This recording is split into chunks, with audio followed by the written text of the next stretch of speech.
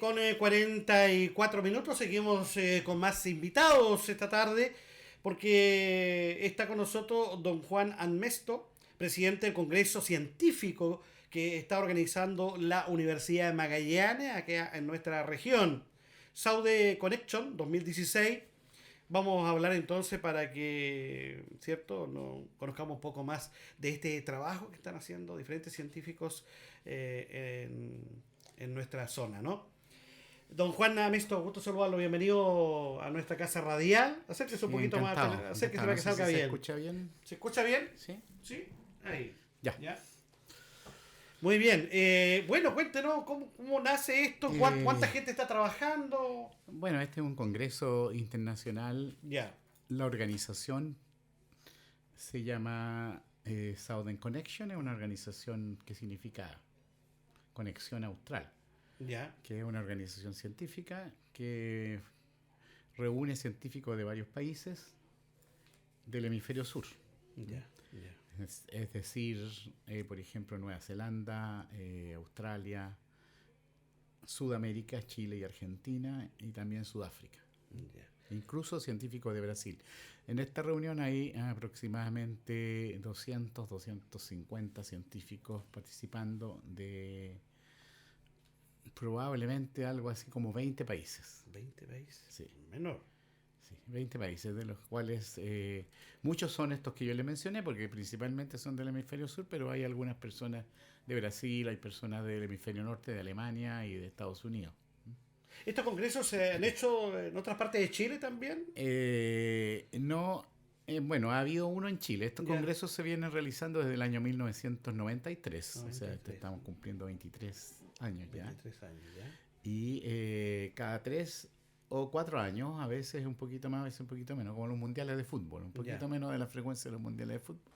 Tenemos una reunión en la cual se revisa el conocimiento sobre los ecosistemas, tanto terrestres como oceánicos del hemisferio sur, de los países del hemisferio sur, entre los cuales se encuentra Chile, que es Ya. uno de los países que mira al continente antártico. Bueno, Ya. todos estos países miran al continente antártico en realidad. Ya. Nueva Zelanda, Australia a través de Tasmania, que es una isla que está al sur de Australia, que mira al continente antártico, Sudáfrica, Argentina, si todos nuestros países miran al continente antártico, y ese es el vínculo común que une a los científicos que trabajan en Southern Connection.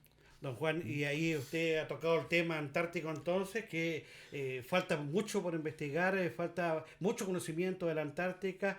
¿Cómo ven cómo se está manejando este sistema? Porque al final está abarcando muchos países, está ingresando a la Antártica, parte turística también. ¿Cómo lo ve el científico esto sobre nuestra Antártica? Bueno, el centro nuestro no es esencialmente el continente antártico, Ya. aunque sí tenemos investigadores que están trabajando en la Antártica. Ya. El centro es el subantártico y el antártico. Ya. O sea, lo que llamémosle las altas latitudes de estas regiones australes.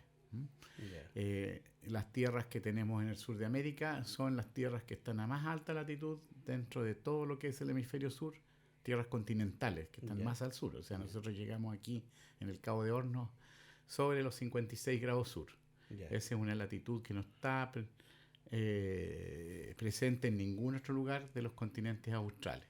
Ahora, esa es la puerta de entrada y hay una comunicación directa con la Antártica, en el sentido de que la Antártica siempre ha jugado un rol preponderante en nuestra historia, ya sea biológica, los tipos de organismos que han llegado aquí, pero también en la historia climática, porque la influencia del hielo antártico es la que mantiene nuestro clima relativamente templado y frío, y además la influencia antártica tiene que ver con la riqueza biológica de los océanos que rodean la Antártica, que son de los océanos más ricos y más productivos del mundo, los océanos, los océanos australes. Lo que está en boga siempre, don Juan, es el factor climático. Eso lo están analizando, lo están viendo en Sí. profundidad, porque de repente uno dice, bueno, nevó este año, harta agua, pero los campos están secos, No, entonces mucha gente no lo efectivamente. entiende eso, Sí. ¿por qué se ha llovido tanto y por qué de repente se habla que los campos están secándose? Efectivamente es un problema que se analiza en este Congreso. Uno de los temas de interés es el cambio climático y sus consecuencias para los seres humanos y Claro. las sociedades que viven en estos territorios. Claro. El tema del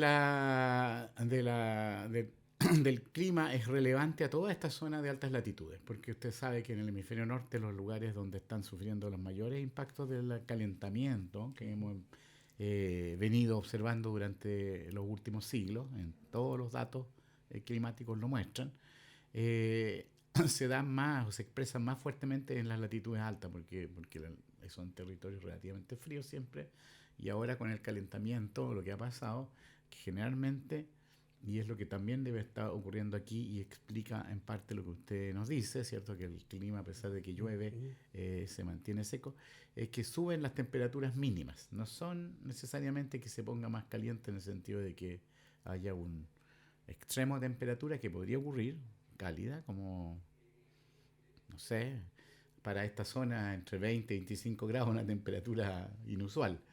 Sino que las temperaturas mínimas suben.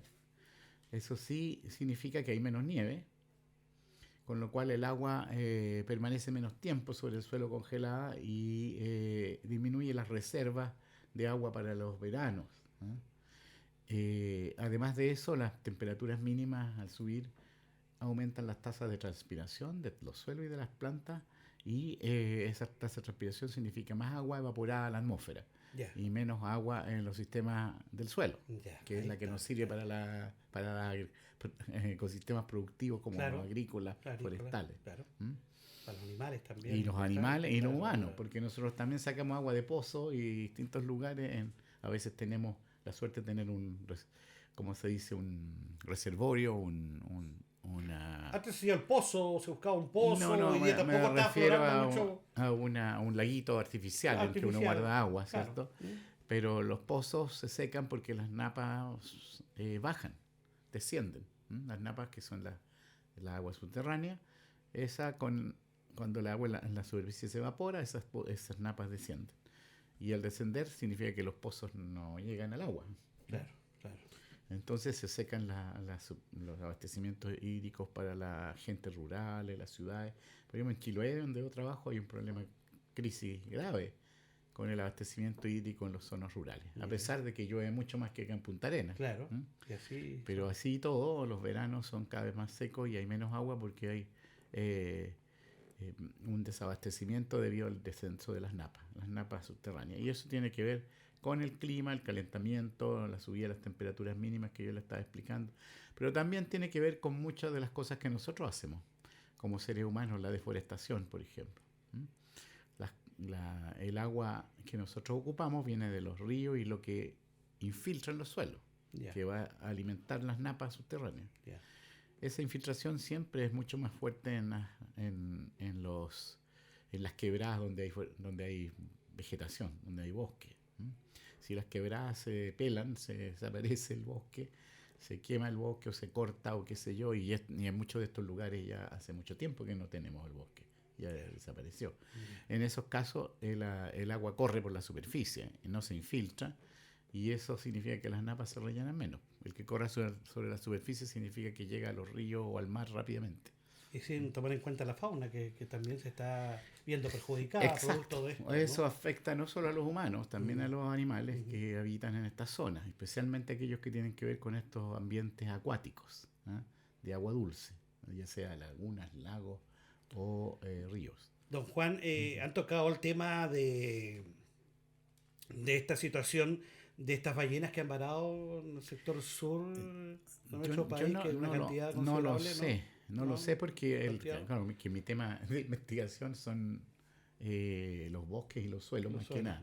Pero en la parte marina hay gente, digamos, ahí que en la reunión que son biólogos marinos que están viendo estos temas. Pero hay una vasta diversidad de temas que se tratan en la reunión, porque como es una reunión amplia de científicos del hemisferio sur, los temas van desde el tema del cambio climático, hasta el que usted mencionó, hasta el tema de la geología, la historia geológica, es decir, cómo todos estos distintos territorios estuvieron alguna vez conectados y cómo se fueron distanciando, hasta los temas de la biodiversidad que tienen y su mantención en estos lugares, ecosistemas, ya sea humedales, vegas, estuarios, hasta los bosques, ¿cierto? Y también el tema de los animales, de los animales marinos y los océanos. O sea, la oceanografía también es un tema importante en todo el hemisferio sur porque vivimos en esta zona en que los vientos del oeste prevalecen todo el año, generalmente, y eso es lo que vemos nosotros, lo que sentimos cuando soplan los vientos huracanados. Sí, acá, sobre todo acá, en una zona que claro, es bastante fuerte. Todos esos vientos huracanados tienen que ver con el sistema climático que prevalece en esta zona. Ahora, lo de las ballenas yo no lo sé a ciencia cierta, digamos, sé que ha ocurrido varazones grandes en algunas zonas y tienen que ver a lo mejor con temas de cambios en las temperaturas del agua. Las ballenas, usted sabe, se alimentan de bichitos pequeños que viven en el mar. Y esos bichitos pequeños tienen que ver con las aguas frías que ocurren en toda esta zona, que circulan alrededor de la Antártica en realidad, las aguas frías. Y esos océanos fríos generalmente contienen una alta productividad y muchos de estos bichitos son microorganismos que viven en el agua. Y las bacterias se alimentan de todos estos bichos pequeños microscópicos. Y puede ser que en muchos lugares el alimento disminuya y eso cause cambio en las poblaciones. Yo no lo sé a ciencia cierta. Claro. Puede haber calentamientos del agua o puede ser simplemente un fenómeno que no sabemos muy bien la causa y que tiene que ver con el ciclo de vida de las ballenas, que supongo que como todos los seres nacen, viven y en algún momento mueren. Claro. A lo mejor yo no sé si las ballenas, la mortalidad es algo que ocurre en episodios, por ejemplo, en que muchas ballenas de edades parecidas mueren juntas y se producen estas mortalidades grandes y varazones. Don Juan, ¿esto en algún momento va a revertir o no hay plazo? Que digamos que esto va a ir mejorando, vamos a ir empeorando, el planeta está... Si se refiere al cambio climático o a otras cosas. Si se refiere al cambio climático, el problema es más grave, no es solo los seres humanos estamos contribuyendo al cambio climático fuertemente a través de nuestra industria, que se basa en el consumo de energía, carbón y sustancias que se emiten a la atmósfera y que producen calentamiento. Claro. Producen calentamiento simplemente porque se forma una capa de gases mucho más gruesa con el dióxido de carbono y otros gases invernaderos que se llaman invernadero porque justamente filtran el calor. O sea, la Tierra emite calor y ese calor queda atrapado entre la atmósfera y la Tierra. Entonces se calienta. Y ese es el fenómeno que se llama calentamiento climático, calentamiento global. Ese fenómeno tiene causas humanas, pero también tiene causas naturales. Hay condiciones del planeta que determinan que el clima se haga más cálido.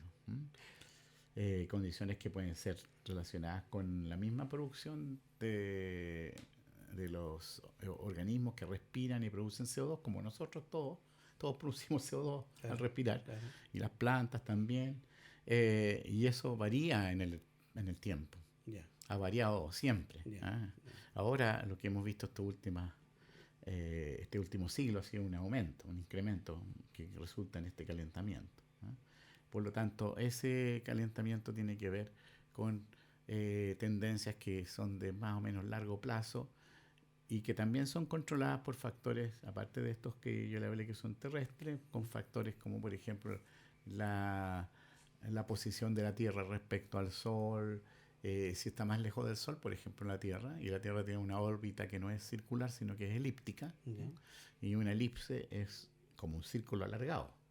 Entonces tiene momentos en que la Tierra está más lejos y la Tierra está más cerca al Sol, otros que está más cerca. Cuando está más lejos puede estar más frío el planeta y cuando está más cerca está más cálido el planeta. Entonces variaciones en esa órbita también influyen en el clima de la Tierra, de manera que el clima de la Tierra tiene una serie de factores que lo controlan entre los cuales los seres humanos somos una parte, así que hay condiciones de calentamiento que a lo mejor no las vamos a ver cambiar en el futuro cercano. Lo que tenemos es que prepararnos, hacer planes, planificar nuestra vida, nuestro uso de la energía, nuestro uso del medio ambiente, de manera que podamos hacer frente a esas condiciones que podemos predecir en cierta medida, pero no totalmente. ¿Cómo hacer conciencia de eso? Eso es lo complicado para la humanidad, hacer conciencia cómo se está devastando la tierra y cómo nosotros tenemos que asumir, no para nosotros ya, para el futuro, del futuro que va a venir más adelante, que se encuentre con un... Eso que usted está planteando es muy importante, digamos, claro. Pensar que la tierra no es nuestra de los que vivimos ahora, sino que es de los que van a vivir después. Claro. Que son nuestros propios hijos y descendientes, claro, ¿cierto? Claro. Por lo tanto, tenemos que preocuparnos de que el medio ambiente en que nosotros vivimos no lo destruyamos para nuestros hijos y nuestros descendientes, claro. Sino que tratemos de cuidarlo y mantener que las industrias sean un poco más conscientes en su uso de la energía y en sus desechos que van a dar a los mares y a los ríos. En todos esos factores, aunque sean pequeños esfuerzos en ese sentido, son importantes que el Estado también se preocupe mejor de regular las condiciones, el medio ambiente, como dice en la mi propia Constitución, ¿cierto? El medio ambiente en que vivimos. Claro. Y ese el derecho de la gente de poder vivir sin contaminación en lugares que sean vivibles, o sea, que sean agradables, que sean que le den ciertas garantías a uno que va a estar bien. Y eso es lo que tiene que hacer el Estado, preocuparse de las garantías de los ciudadanos para su bienestar, para el bienestar para general. El futuro, ¿no? ¿Cierto? Don Juan Amesto, agradecerle su visita a nuestra casa radial y por todo el aporte que nos entregó también para mucha gente que en este momento está en sintonía en la radio, a través de la televisión, y que muchos no entendemos esta situación como usted lo ha planteado. Entonces es importante, las veces que necesite ingresar a nuestra casa radial, va a ser bienvenido para enfocar a la gente, para enseñarle a la gente de otra manera, ¿cierto? Y que vea cómo están trabajando los científicos también de todo el mundo en este congreso, ¿no? Muy bien, le quiero dar las gracias y también por el medio le voy a dar las gracias a todos los científicos que han venido de países muy lejanos, como en Australia, como le decía, son 18, 20, 24 horas de vuelo a veces, claro que sí, para llegar aquí y compartir con nosotros el conocimiento que ellos tienen de su propio ecosistema y los problemas que ellos tienen, que son muy similares a los nuestros. Y al mismo tiempo agradecer a la Universidad de Magallanes, el INACH, el Instituto de Ecología y Biodiversidad, que son las instituciones que han patrocinado esta reunión. Muchas gracias, muy gentil.